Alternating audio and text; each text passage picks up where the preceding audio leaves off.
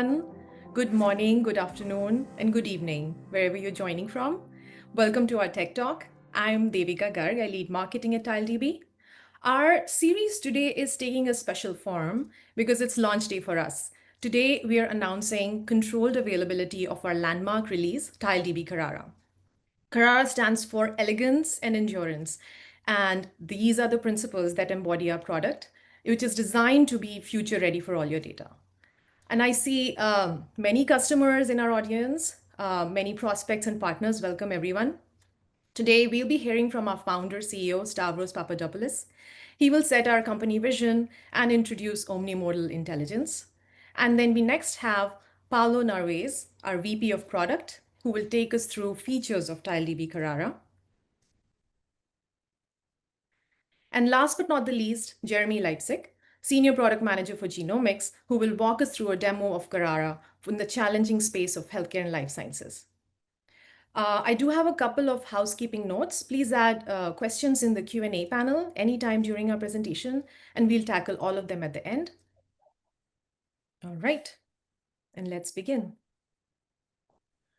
Stavros, if you want to share. Hi, everyone. Yes, I'm going to share my screen now. Very nice to be here. Thank you so much for joining. Very excited to be presenting to you all, of course, the vision of TileDB and all the progress we've had with our new product release. You're going to get a very good taste today, but more will come after. This is being recorded. Of course, we're going to send the recording to you later. Make sure you drop any questions you may have. We will address all of them. And even if we exceed time, it's fine. This is going to be recorded. It's going to be sent to you guys. Okay, so when it comes to getting insights, so first of all, organizations want to get insights from data, right? No matter whether it is a biopharma company or a defense organization, a telecom, at the end of the day, certain business and scientific insights are driven by data.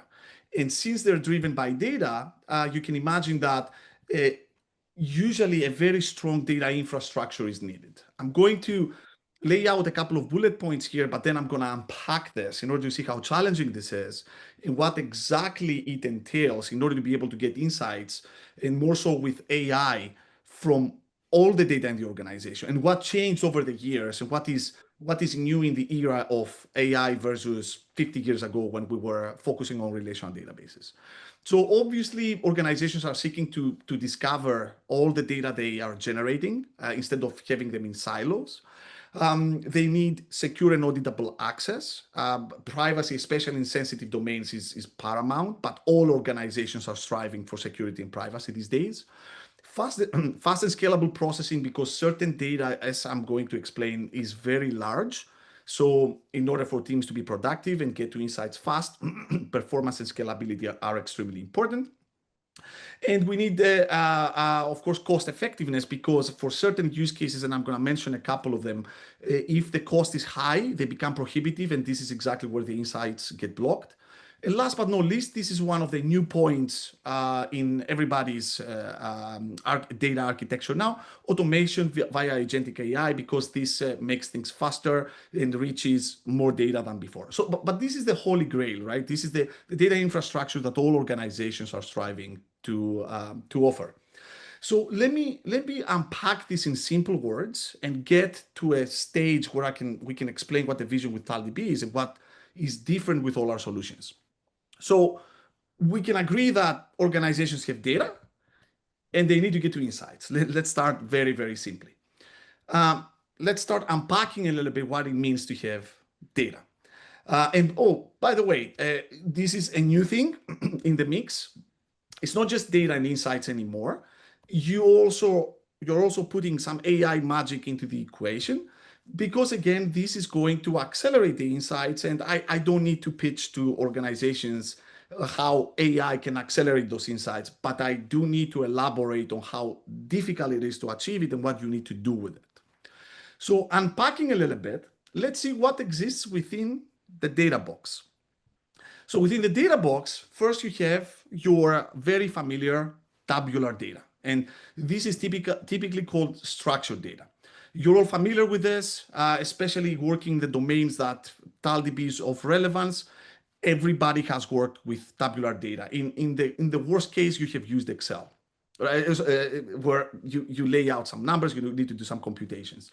Others may be storing customer records in tables, others are storing patient records, and I can go on and on. The tabular capabilities are extremely broad, and the applicability is truly broad. Now, the thing that we have observed in most organizations is that there's other data as well.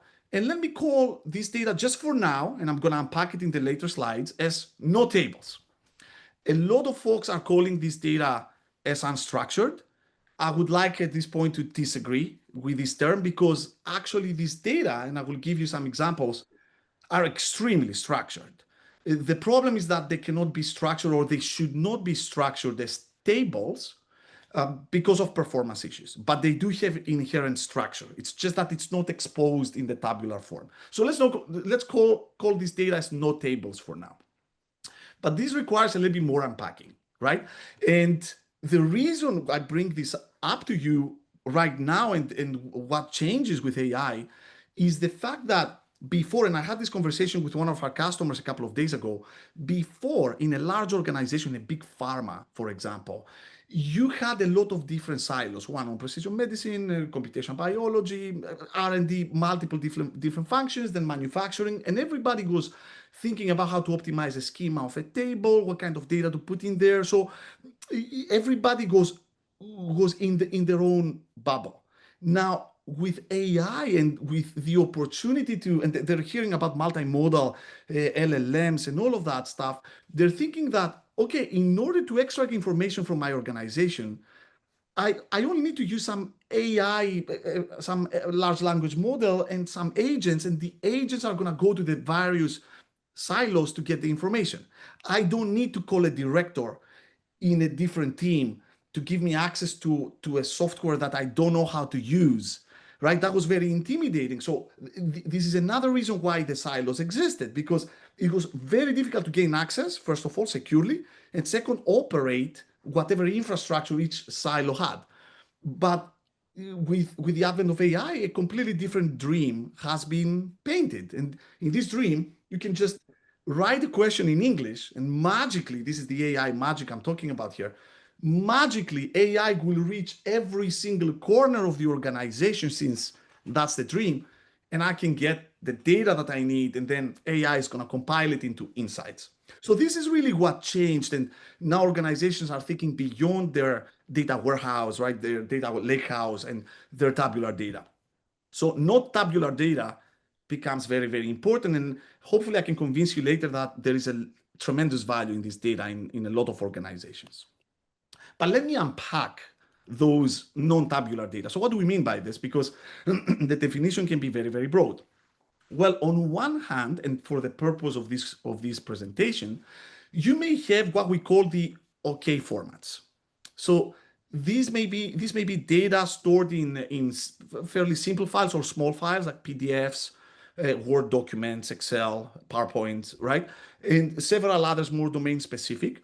But these formats are fairly simple. The data is fairly small. You can load it in main memory in a bespoke piece of software that can process it.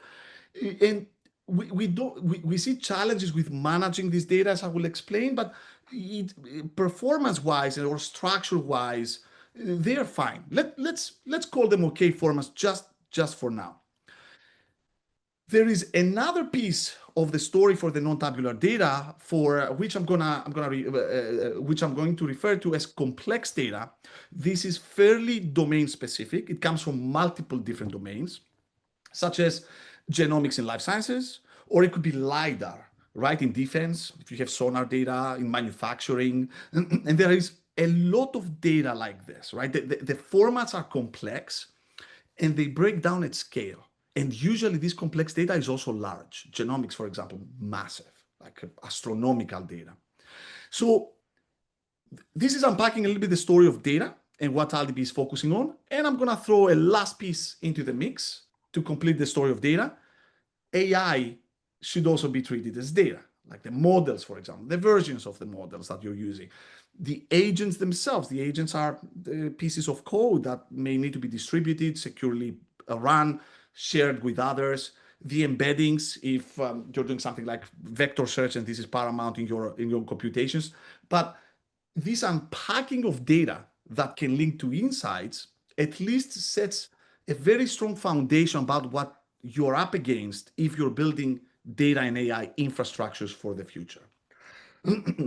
So let's see how this kind of data is handled today in the organizations that we're working with. For tabular data, you're more or less covered, right? We have myriads of databases and lakehouses, data warehouses. They're doing a fantastic job. We believe that this problem has been worked on for decades now, and all the systems are getting better and better. So on the tabular front, we're doing a good job. And I will tell you a little bit what problems arise, but if you're thinking about immediately, oh, management of the data and performance, you're covered. There's good software out there. For the OK formats, usually you have your local file system, or you have something like Microsoft SharePoint. You may have object stores where you put all this data, but that's the typical way of storing this data. And usually you either download something locally, you open it up, you throw everything in main memory, and that's absolutely fine. The complex data is where the problems arise, right? You have a lot of bespoke systems because this data is highly domain specific. And because for much of this data, you don't have any solution, you build it yourselves. That's the other thing that is happening. For models, agents, and embeddings, you may have some Gen AI platforms like Microsoft AI Studio, you may have AWS Bedrock or others, and you may be coupling this with vector databases for embeddings similarity search. But this is, or sometimes it's inside the database platforms. I don't know, maybe Databricks and Snowflake have a lot of those capabilities as well. So this is what you usually do, but let's see what problems we are seeing with these approaches. And you see, we're focusing on all of those. We're not focusing only on the bespoke aspects, we're going to be focusing on all of them. So here are the axes that I added, or at least the vertical axis. Let's talk a little bit about discoverability, right? Because in order to perform AI on this data, the very first thing that you need to do is expose what data the organization has to the agents. So you need some kind of a catalog, right? For database and lakehouses, they're doing a great job within their silo. If you're using one solution, it's absolutely fine. If you're using five, then by definition, no, you need to add something on top. So the database and warehouses work within their secure enclave. When it comes to file systems and object stores, discoverability is not that applicable because it's just a bucket, right? You throw things there. You need to build something on top of this. You don't expect AWS S3 to have these capabilities or Microsoft ADLS. Like you need to build these catalogs on top. So by definition, those OK formats require a solution. They don't come inherently with a solution for this. For do-it-yourself and bespoke systems, the answer is typically no. Unless they advance a lot, especially for do-it-yourself, you need to build this, right? For example, you're doing something on single cell, the very pioneering frontier data type. There are no mature systems that can do this at scale. You may have to build your own catalogs, and this is exactly what we're seeing some of our prospects and customers doing. And for vector databases and Gen AI platforms, it's very similar like the other databases. They're doing a great job within. The problem is when you go across the silos, right? If you're just using one vector database, the vector database will have governance features. But if you want to offer a holistic catalog across, no. The other part is governance in addition to the discoverability. The governance is very similar, right? Governance pertains to sharing through access policies and then logging, authentication, things like that. So again, database and lakehouses, this is what they do. This is their expertise. They do that extremely, extremely well. Not across silos. Similar discussion with discoverability. For the OK formats, it's the same as I mentioned before. For the complex data, it's exactly as I mentioned before, and it gets even worse, right? Especially with sensitive data. People may be focusing on how to structure this data, but then it's a different ballgame to how to secure the access to this data. And for the vector databases and Gen AI platforms, again, within, great, across, you need to think a little bit deeper. Last but not least is performance. right? For performance, when we talk about performance, we're talking about additional indexing that you may have, a computational framework, how you solve for scalability. And definitively, I can tell you that databases are doing a great job there. Right? This is their expertise, and within their conclave, you're absolutely fine. And for the OK formats, we can give this to them as well because typically they're small enough for this not to matter that much. So, or they have a particular tool that processes it very well because it's an OK format, and we don't see any issues with that. The huge problems arise with do-it-yourself and bespoke solutions for the complex data, right? And we have myriads of cases. Genomics is one, single cell, imaging, LiDAR, certain times, complex time series. So there is a lot of work that needs to be done on this respect, and performance is in some cases completely prohibitive. And finally, vector database and GenAI studios are finding performance very similar to the database and lakehouses. So why am I saying this? I'm saying this because when you are devising a data and AI strategy that sees across all these data types, not just tables in isolation, not embeddings in isolation, not the smaller files in isolation. If you see that across, this slide summarizes the problems. First and foremost, if you work in silos, this is going to prevent you from doing collaborative analysis and search and research. So this is going to incur problems with deriving insights fast. It's going to be very hard to discover the data. It's going to hinder AI, right? The agents are not going to be able to reach everything. Also, what we need to recognize is that although for tabular data sets, generic databases are fine, but for the rest of the data, this is not true. We have a lot of examples and a lot of benchmarks that we can share that the performance difference is spectacular when you use something that is generic versus something that is a little bit more tailored to these very diverse data types.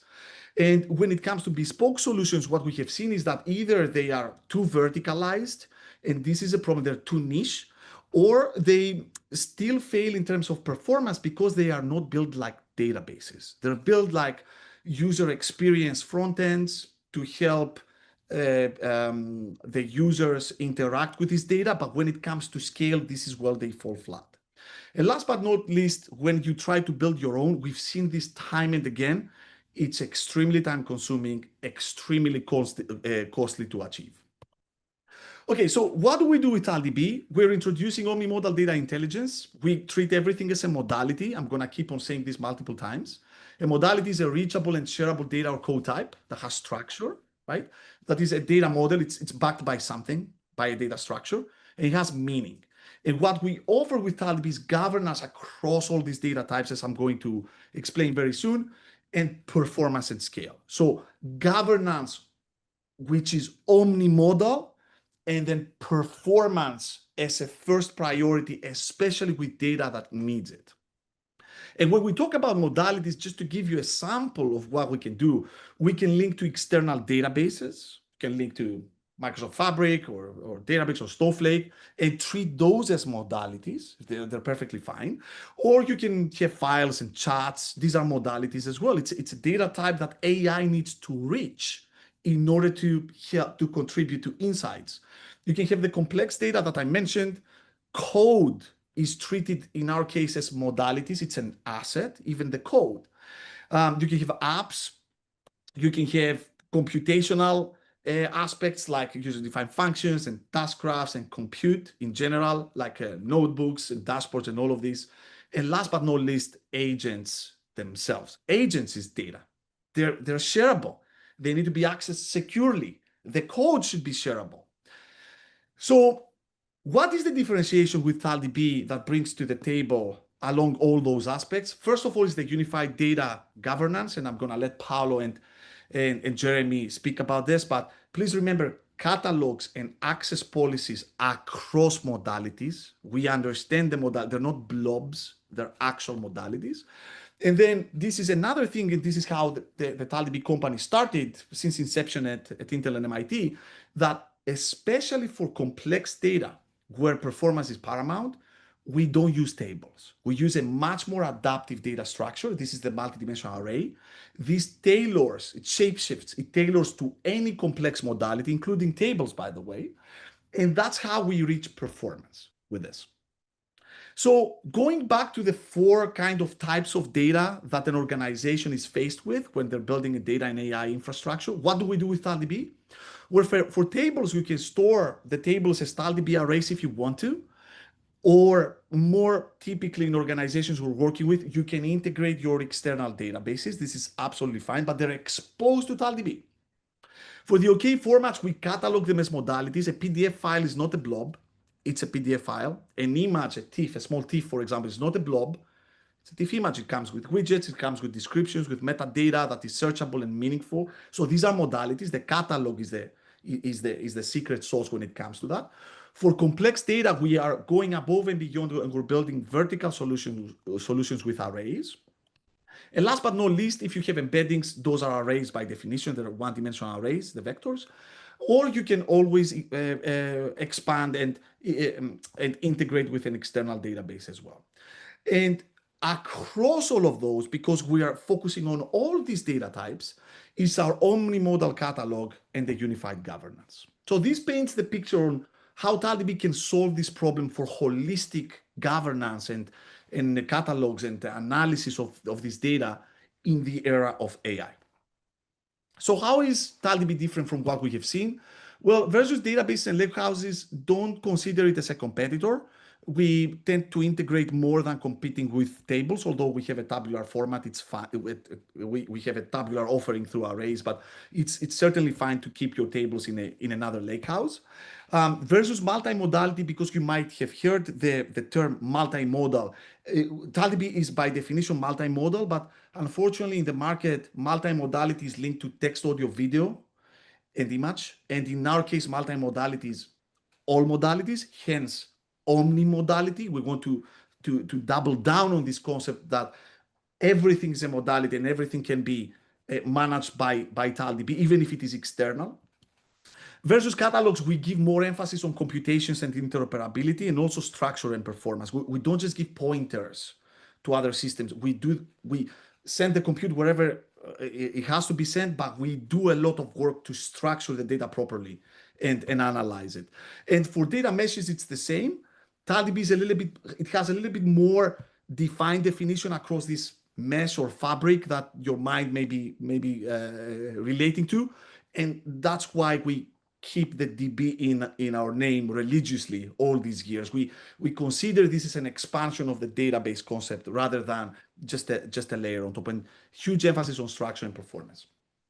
So all in all, you can get a lot of benefits from a platform like TileDB.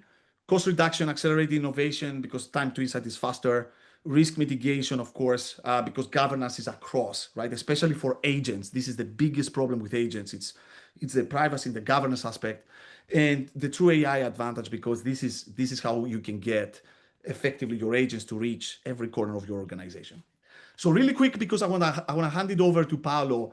One of our most important verticals is healthcare and life sciences. The numbers speak for themselves. We did a lot of research. We have been working on this topic for a very long time. Life sciences and healthcare are extremely good to prove the omnimodality concept because they have so diverse, complex, and valuable data. Other domains do as well. We work in defense as well. We work in telecom, but healthcare and life sciences is mind-boggling when it comes to how much value you can extract from this data. And some of the use cases include population genomics, single-cell biomedical imaging, vectors for vector search, even clinical data if you want to use tables in TileDB. We use arrays for this stuff, plus for the OK formats, as we call them, and external integrations. We do that as well through our unified governance and catalogs. But we have been working on this for a very long time with amazing customers, and we have proven how TileDB brings a huge benefit to those organizations and markets versus just a generic platform that can handle, for example, just tables and blobs. So last but not least, when it comes to omnimodality, someone may say, all right, you solved, I don't know, these 5-10 different use cases. We also did LiDAR, for example, for geospatial. We did location-based services, AIS for shipping. But okay, you did 10. how can you do 1,000? How can you do 2,000? How can this scale? Well, this is where we believe that things become more interesting. We have a concept called the modality builder that we're building as we speak.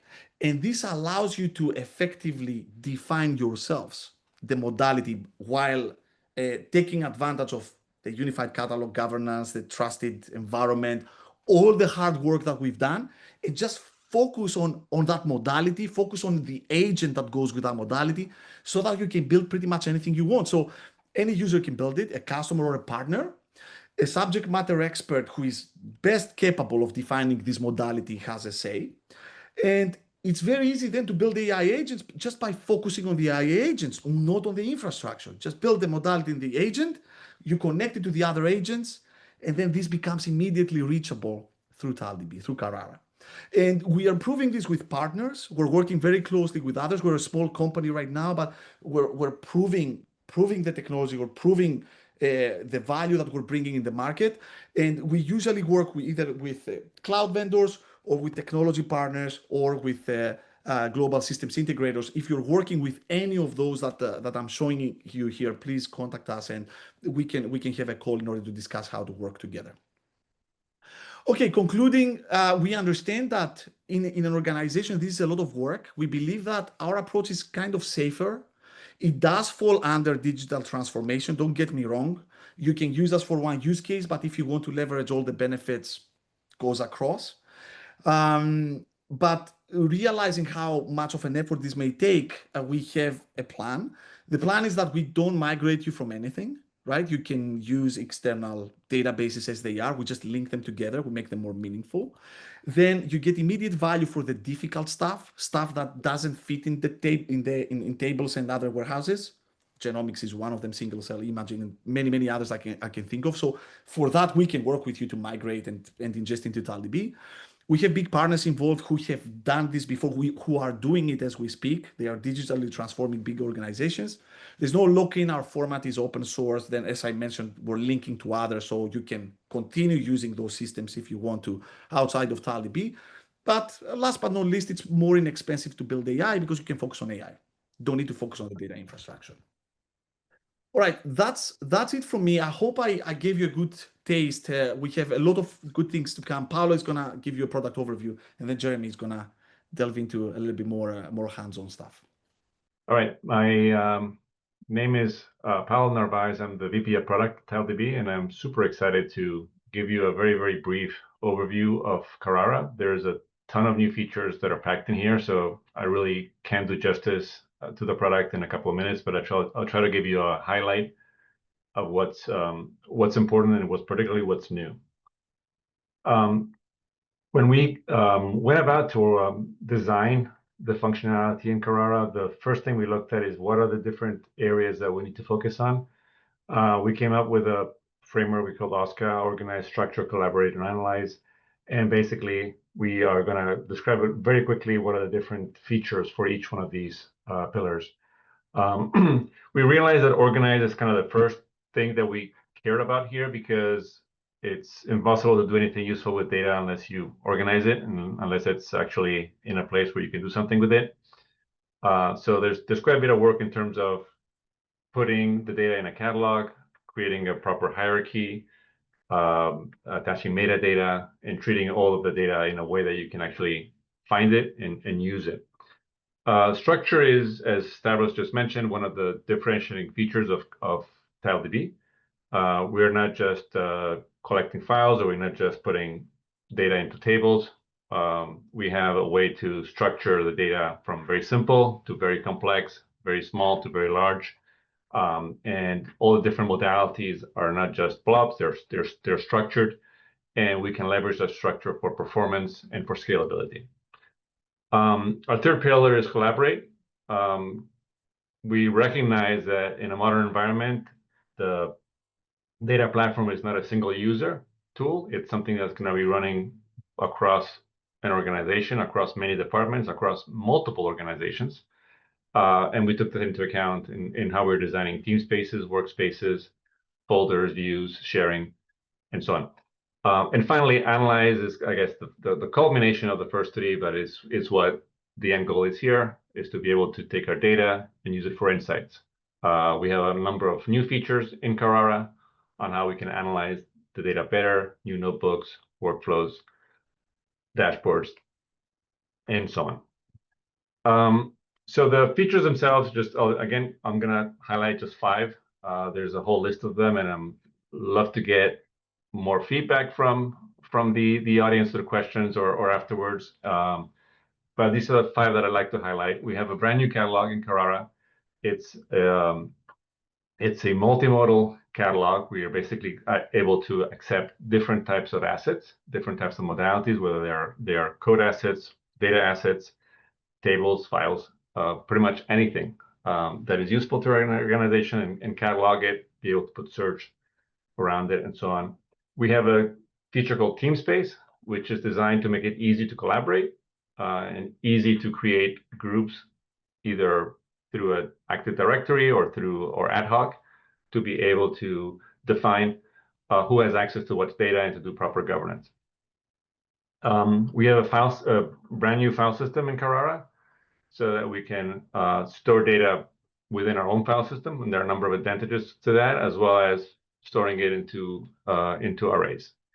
And then from an execution perspective, we have a brand new notebook capability that is fully integrated into the product, and we're also announcing the availability of running workflows in Nextflow pipelines through our product directly. So you have sort of an end-to-end ability to take the data from the beginning, store it, analyze it, everything within the same environment. So I'll quickly go through each one of these. Organize, as I mentioned, is our catalog, file system, ability to efficiently search across all the data. This is kind of what it looks like. We have data is organized in team spaces. Each team space has a number of folders in it. We can do searches. The searches are basically keying off different metadata that can be combined. And this is kind of what the results would look like. Structure is our ability to be able to either use an array to provide additional structure to data. So if say our asset was a variant, a VCF file, we can convert that VCF file to TileDB VCF format, which provides a better, more efficient way of storing the same data and making that data easy to query, easy to analyze. And we do this across different types of modalities, right? Whether it's tables, whether it's single cell, images, LiDAR, and so on. With that structure, there's also the ability to understand what type of data. And here we're showing the capability of previewing. So as you store data sets in our catalog, these data sets are understood. We recognize each type of data, and we will preview it based on whether it's an image or whether it's a PDF or whether it's a VCF, and there'll be the appropriate metadata with it as well. So, in summary, we understand each data type. We're not just storing blobs in our catalog. Collaborate centers squarely on our ability to create team spaces and the relationships between them. We can enable a number of different use cases for access control and access policies so that different organizations can share data with the right people. We can also link different team spaces in a way that we can control who has viewership and who has access to a particular data set that belongs to one group, but it can be viewed by another group. And we're essentially enabling a trusted research environment functionality so that data can stay in our platform, can be ingested there, can stay there, can be analyzed, can be shared. The outputs of the data can be traced throughout our platform. This is an example of a team space. This is how I would create one through our UI. You can also create it through our programmatic APIs. You select the team members that can be either put together through our system or through an Active Directory, and then you create a team space. And the team space has folders, as you can see here. It has files. You can open each folder. You can have infinite nested hierarchies, and it's all available in one place. And then finally, analyzing some of the features that we have here. I'm not going to go into all the details here, but we have the ability to run notebooks. We have the ability to support a number of different programming frameworks, from Python to R to Java, C#, and so on. We are able to run distributed computing and launch serverless functions like UDFs. We support integration of ML functionality as well. And more things that are coming in with Carrara, the ability to run workflows that run Nextflow scripts. We can also support federated queries, which is something we do in a number of environments. We integrate with the more popular single cell analysis tools. And we also provide a number of advanced vertical capabilities like spatial support for single cell. Just to give you a visual idea what this looks like, this is what a table asset would look like when we are previewing it in Carrara. We can scroll through it. We can look at the schema. We can edit it. We can provide a SQL query, and the query is done through the UI. We can do this as well through an API, but the interface itself also supports this.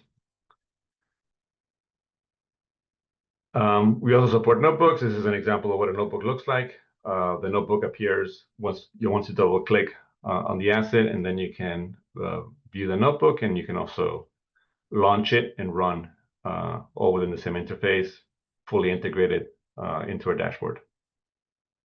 This is an example of a UI dashboard that can be built again in our UI, and it looks like just an app right within the app.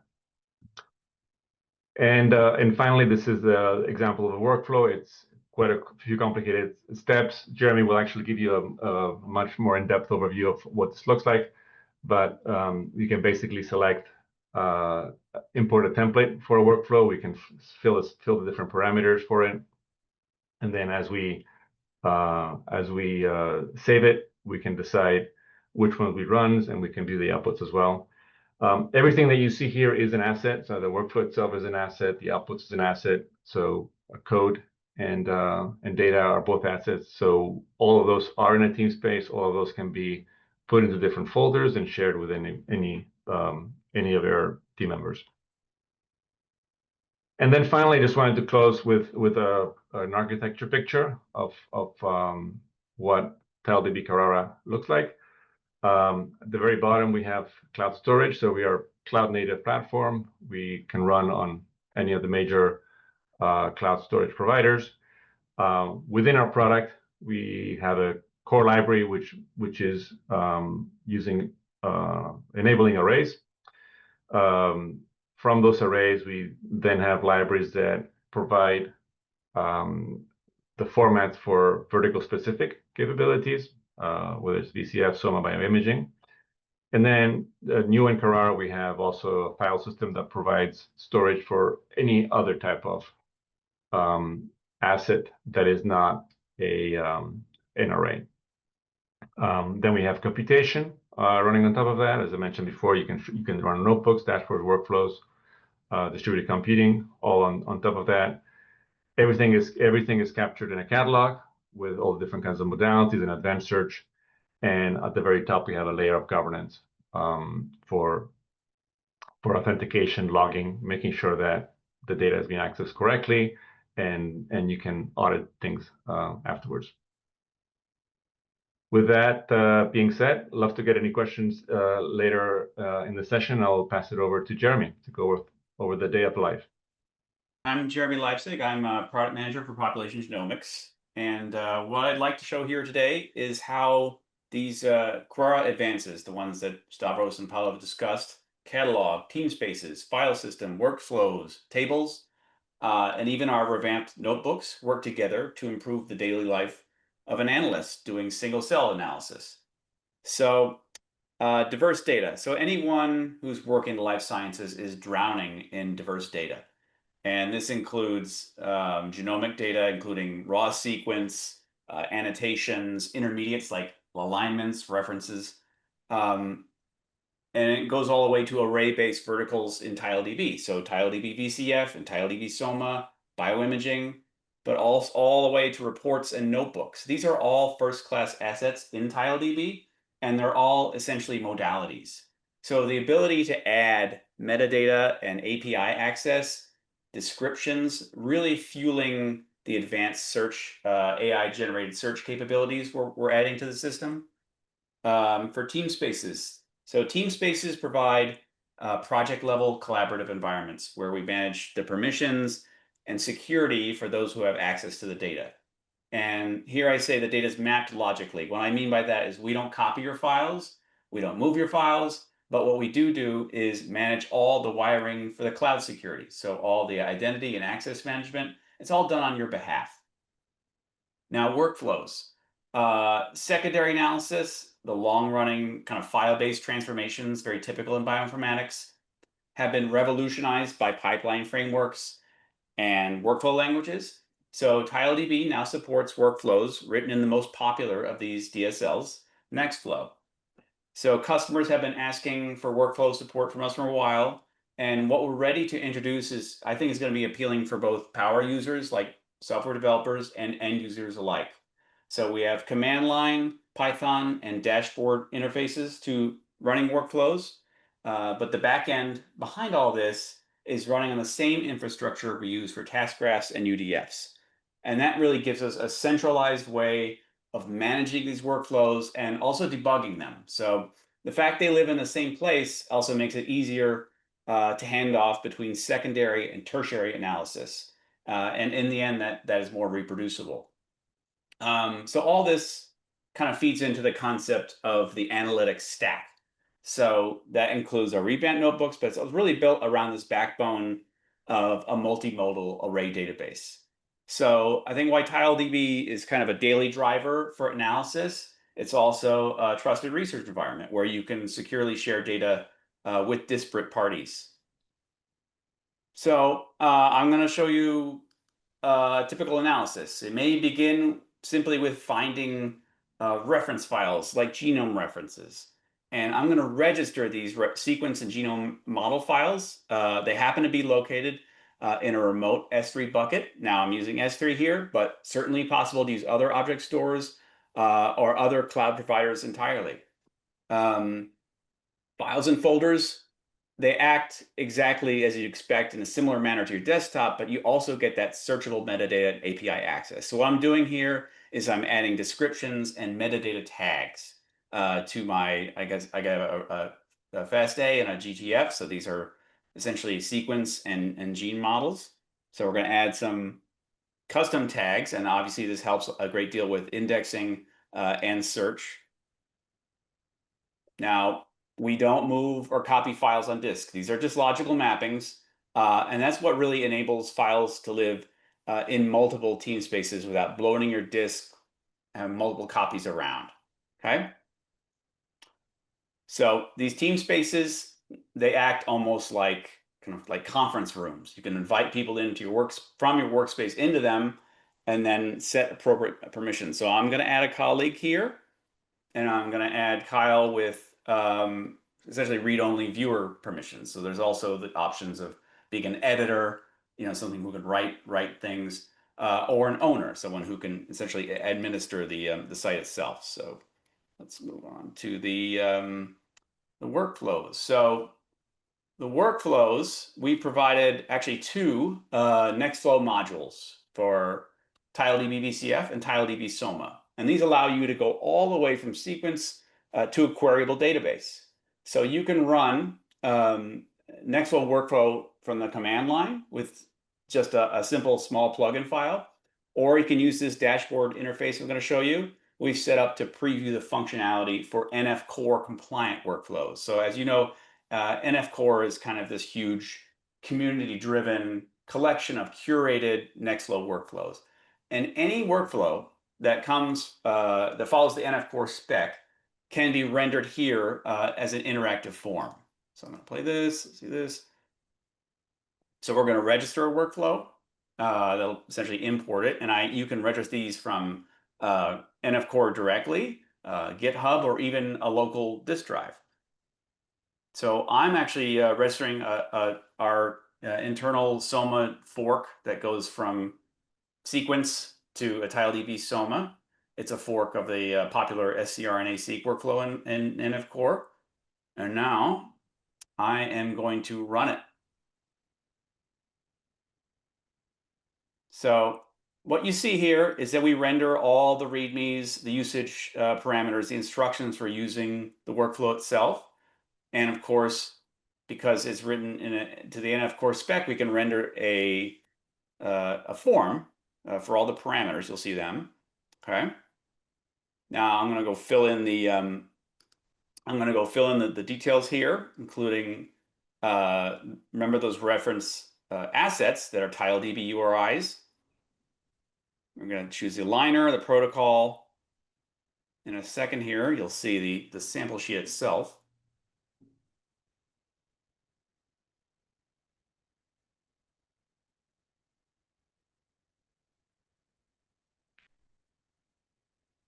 So I can use S3 URIs.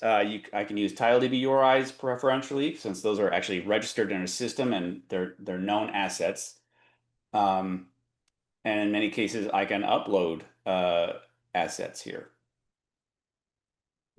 So here we're going to upload a sample sheet right off my disk, and that'll be composed of URIs.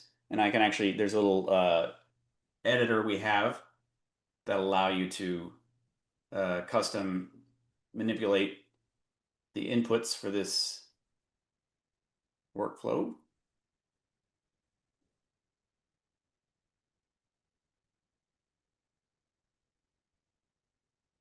All right, now what I want you to see at the end here is I'm going to run this, but more importantly is that I'm going to save the manifest. So in our view, workflows are essentially templates, okay? But then there's this concept of a manifest, which are pre-filled in forms. And these allow you to maintain a set of parameters or settings for subsequent runs on new samples. Now, the manifests, of course, link to runs, which in turn are linked to results for provenance tracking.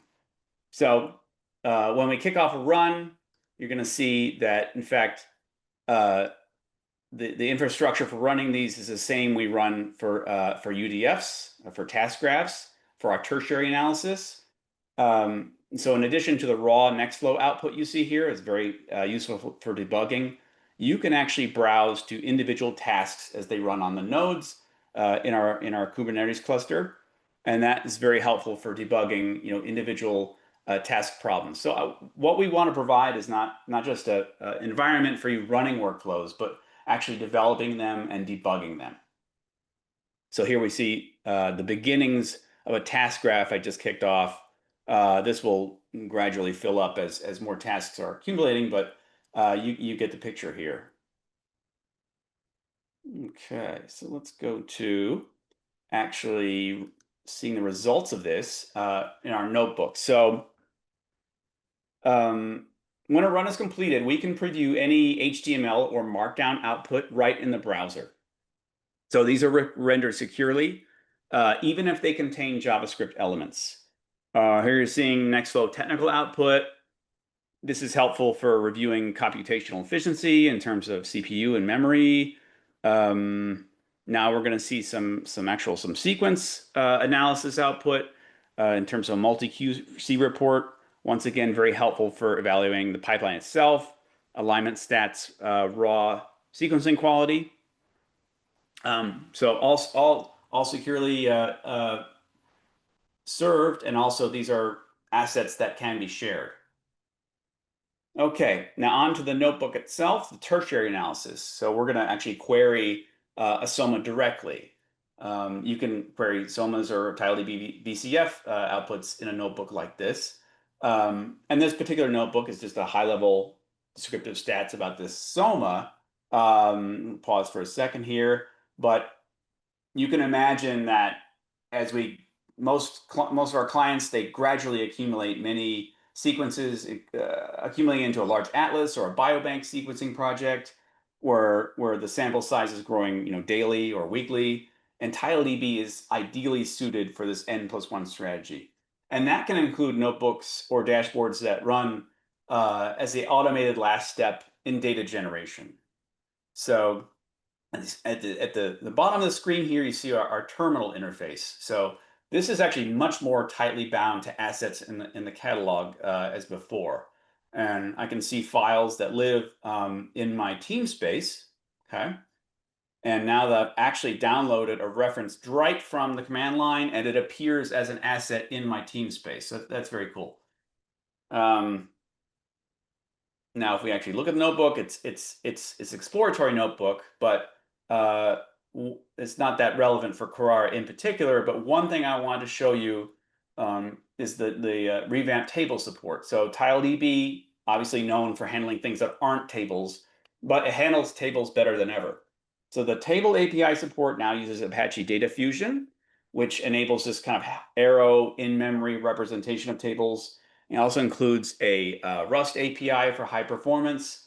And as you see, you can actually run SQL directly against these tables. I'm running these against a SOMA asset, the obs and var tables in this SOMA asset using SQL. So that's using the new data table syntax, but you could always have written SQL, but now it's much more efficient. So I hope this demo shows you how to do an end-to-end daily analysis that would take place in Carrara. If you have any questions, please add those to the Q&A. Great. Thank you so much. That was a great walkthrough. And let me just go the last section. We have a fantastic group of customers all the way from bench to bedside in healthcare and life sciences. And then we also have customers across defense and telecom. One of our very early users of Carrara is Celerity. And I believe James Gatter is in the audience here. Thank you, James, and Celerity for being one of our early users of Carrara. We're certainly very excited about this release, and we would love to hear back from everyone here in the audience. I want to summarize. We shared a lot with you guys today. This will be available as a recording. We'll send it back over to you. But really, there's two takeaways. One is that TileDB goes beyond tables and blobs. It expresses all data as modalities. It brings that omnimodal vision to life. So that's one. And this is why we really shine in healthcare and life sciences and all the complex verticals. Two, we are a performance-first company. And because TileDB has the power to structure all data, and especially the most complex data, it makes it really easy to query, and it brings significant performance advantages. So these are like the top two takeaways. If you don't remember anything, these are the two. And we do have a couple of QR codes to share here. You can download the Fair Readiness Scorecard. It walks you through, gives you like a 7-week plan to assess your own organization's readiness for FAIR data. And you can also book a session with our team to help understand your use cases and provide some ways to solve your specific problems. And with that, let's move on to the Q&A, the most exciting part. Let me see. We have a lot of questions. Let's see. So I'm going to stop sharing. Let's see. All right. So let's do this, Jeremy, for you. What is the difference between your offering and those from Sequera or AWS Healthomics? Oh, okay. Well, I think those are great offerings for secondary analysis in isolation. And in a sense, just running workflows, in a sense, has been commoditized somewhat. The difference between those is that neither of those is a database. So that whole data layer is essentially missing. So, okay, you're doing file transformations and then having some kind of other tool for tertiary analysis. With TileDB, you're essentially dealing with a unified platform, a TRE, that offers authentication, access control, logging, and the foundation of this is this really powerful multimodal database. So, I mean, yes, as an individual user, you can certainly, after running workflow, you can open up a notebook and get some results on your own. But I mean, most of the prospects that come to TileDB have some solution that worked for their PhD or even a Nature paper, but it's not something that can support 24 researchers who are like all going in different directions. So some of them are going to want long running kind of biobank scale analysis, and others are going to want to run kind of ad hoc 30-second queries using an interactive like web app. But I don't think those workflow portals you mentioned really address that use case. So I hopefully that answers your question. Great. We have a question from Mansoor Ali Beg. TileDB has an amazing architecture. I would be interested to know how the data is pulled into this platform. Stavros, would you like to take this one? Yeah, absolutely. Thank you. Thank you very much for the question. All right. So there are. Let's categorize again into three different cases.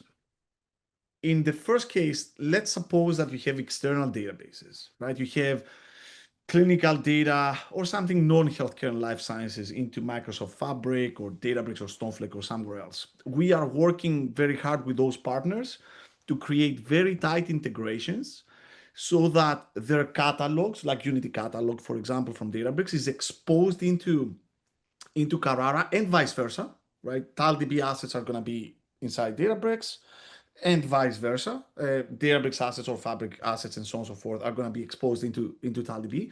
And therefore, you're going to be able to register them as modalities, right? And this allows you to group those tabular assets within virtual folders with the rest of the data, with some large data sets, some notebooks, some user-defined functions, and so on and so forth.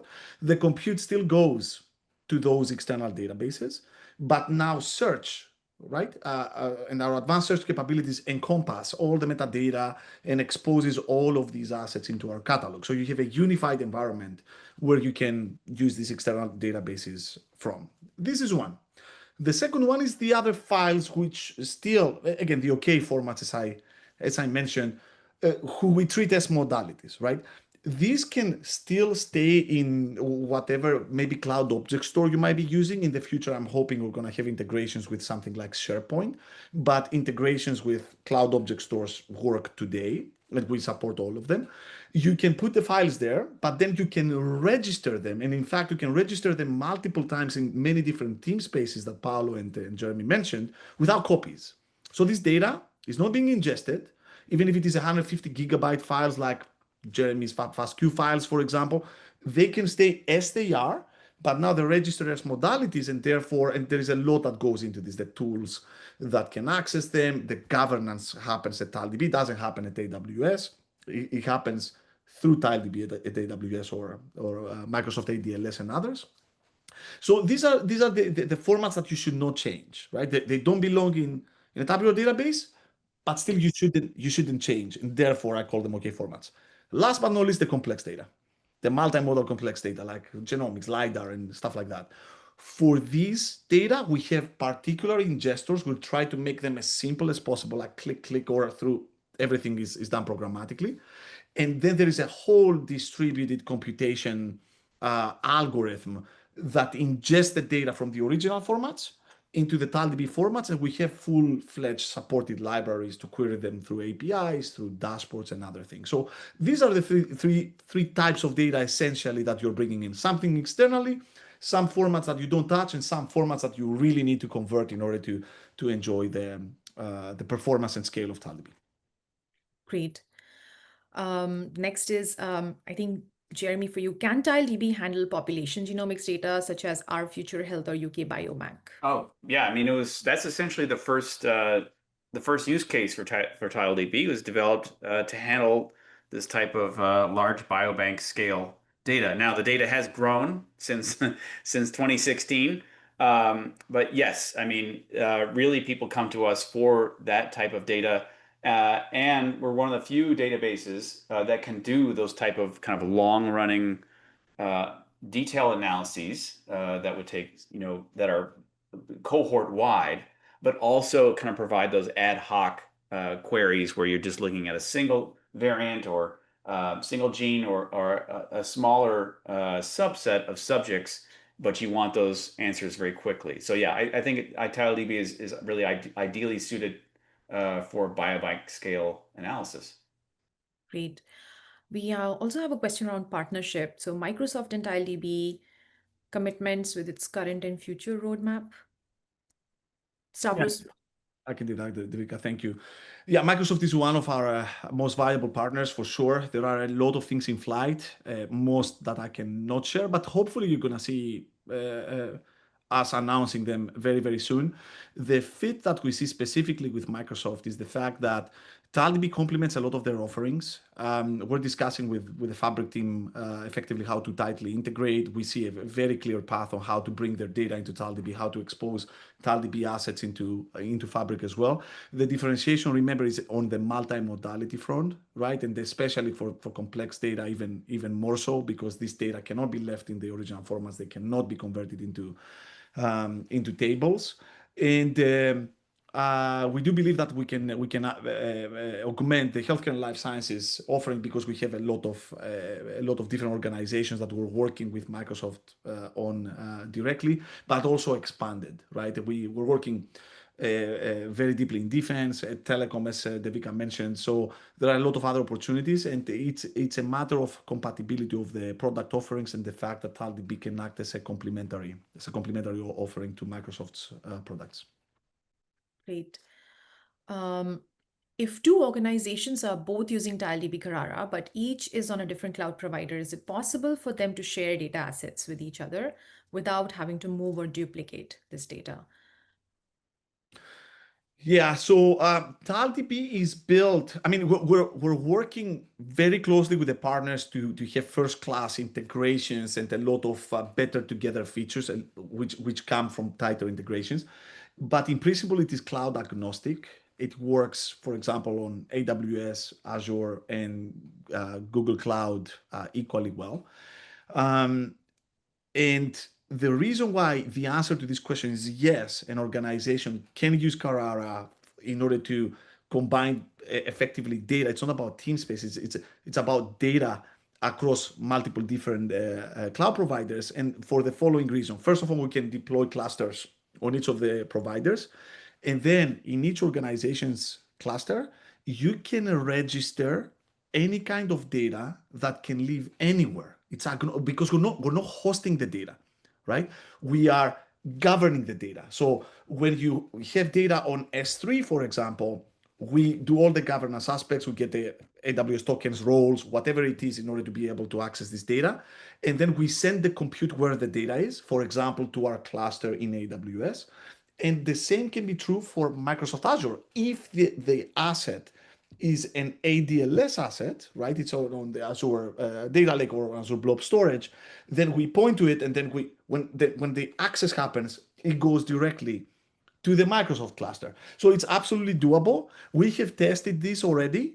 And of course, there's going to be more integrations and more coordination across the clusters. If this is something that is very meaningful to your organization, we would love to discuss about it.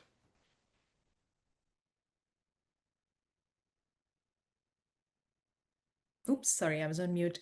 The access matrix for multimodal data is very complex with varied ownership and access privileges to each aspect of data. How is this simplified in TileDB? Yeah, so this question, alongside the other one that I see here about how do we query multimodal data, is the essence of TileDB, right? And the essence of this upcoming feature that we have been discussing about and designing because of questions like this. This is the problem that we faced as an organization since inception. So when we build TileDB, and by the way, that may tie a little bit into the other question about arrays that we have here. When we build the concept of universality, this is how we were calling TileDB at the time. Now, a more appropriate term is omnimodal because people understand what modality stands for and what multimodal is. We started with the thesis or the hypothesis that we can find a better storage format that is a little bit more universal. It can capture more data types, more modalities, and that is multidimensional arrays. Because multidimensional arrays, we can prove that they reduce effectively to tables. A table is an instantiation of an array, and you can still use relational algebra and SQL and all of that stuff on that, but it expands beyond it, and therefore it's a generalization. What we realized is that although this is great, organizations say, okay, I see arrays, but I have genomics. Or I see arrays, but I have imaging. Even tables, they couldn't make the relationship, right? The connection that, oh, I can store all of this data effectively in arrays, right? So that was troublesome for us because we had built this powerful thing, but people did not understand how to apply it to their own verticals. So it's super horizontal. It's arrays, right? Now, what we did to prove this is we said, okay, we're gonna start with the most difficult use cases. You mentioned biobanks. Yes, we were faced with this use case since day one, pretty much, as Jeremy mentioned. Something hard, single cell data, imaging, LiDAR, some peculiar time series like dense time series that we need to model a little bit differently than tables. And we offered vertical offerings on top. Hence, you see something called TileDB VCF, TileDB bioimaging, TileDB Soma. And we can have as many as you want, right? Because we have proven that arrays are powerful. They can shapeshift to anything. But then this begs the question, okay, how many can you do? We did 10, and they're fantastic. But I want to do the 11th, the 12th. I want to do more than that. So how do I do this, right? So we figured out that the best way to scale this is by giving the power to the users to be able to build their own modalities and hence bring more multimodal data in, answering the question. So this modality builder allows you to either build a modality like we did. We showed the way with these libraries using arrays. If, for example, a table cannot cut it or a particular file format cannot cut it, or you can use the external tables and some existing raw file formats, but then you enhance them with tools to access them, descriptions, metadata, documentation, things that can make these assets findable and usable by AI agents, right? And that's exactly what we offer. And this ties to the question, Devika, around arrays, right? Do I need to store arrays in Carrara, or why do I have arrays if I can bring files? Well, you need both. This is what we realized. You need arrays for the difficult stuff because there's no other way to do it, and you really, really need this. But then, if the barrier to entry is high, or if you are satisfied with the file formats you already have, but you need to use them in a secure environment with secure tools, with tools that you need to bring into the environment, then we allow you to do this today with Carrara. It's a big new feature in Carrara. This is the file system feature that Paolo mentioned and what Jeremy showed you. We are becoming more all-encompassing when it comes to this multimodal data. And last but not least, because there was a question about, okay, how do we query this data? So first of all, we thought very hard about this. First of all, each of the modality, as I mentioned, comes with an API, maybe with a tool, maybe with user-defined functions. That's how we're building our modalities, and that's why it's so substantial what we're doing. It's not just a catalog, it's more than that. But still, if somebody wants to use, for example, our single cell offering, they need to learn TileDB Soma, right? They need to read the documentation, they need to use the API, they can use some of our dashboards or they can build their dashboards, but at the end of the day, they need to understand, right, the schema, and there is documentation around this. Same for VCF, same for imaging, same for LiDAR. But what is our end game? Well, our end game is that once we put it in, once we structure it properly, the metadata, descriptions, the APIs, the tools, all in a secure environment, plus the documentation, the agent can access it. And if the agent can access it, how you query the data? In natural language. So you see, we took a complete bottom-up approach to the problem, starting from the foundation, then going to AI. Whereas a lot of organizations out there and tools, they start with AI and we're puzzled because we're asking, this AI is impossible to access a biobank. how is it going to query it if you don't have the right tools? Or how is it going to query a particular table that has no semantics around it? And it's just a couple of columns with certain column names that don't make sense. We took a bottom-up approach, and the answer to the question, how do you query multimodal data, in the end, in English. But in order to get there, we need to do all the hard work that we presented to you today and that we're going to be advancing in the future. Wonderful. This last question, I know we are, Paolo, I think it relates to roadmap, I think a little bit. So I'm going to take it over to you. Is there a feature that supports AI-based auto meta generation along with manual meta tagging option? Yeah, absolutely. So I think Stavros alluded to this a little bit with the modality builder. Right? We are not just supporting a fixed number of modalities. We want to support any kind of modality going forward. And so we're developing flexibility to be able to support different kinds of modalities, right? And one of the key aspects of a new modality is being able to scrape or being able to extract the right metadata for that modality, right? And some of that can be done manually, some of that can be programmatically, or some of that can be done through an agent. Right. So as you're defining a new modality, I have this type of data. I want to add it to the system.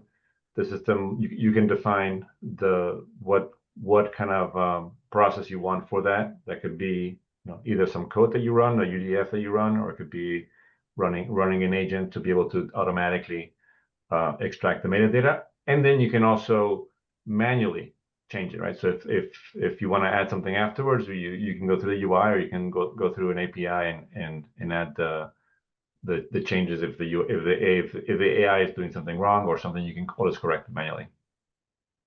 Wonderful. That is the end of our question list. There was a lot. Thank you so much, everyone, for your attention, for being here with us today.